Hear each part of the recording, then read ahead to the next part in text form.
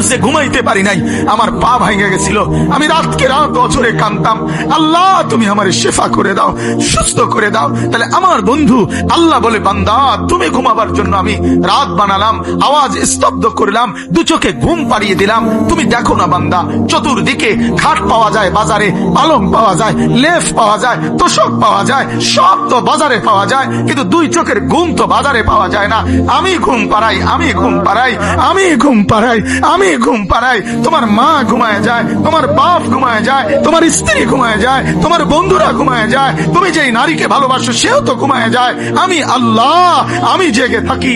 রাত 2টায় যদি তোমার পেশাব করতে উঠতে হয়, বাথরুমের জরুরত হয়, আমি ঘুমাই না, আমি দুই চোখ খুলে দেই, আবার তোমাকে ঘুম থেকে জাগিয়ে দেই। তো আল্লাহ বলেন এত কিছু করি আমি, বিনিময়ে আমি কি একটা সেজদা পাই না?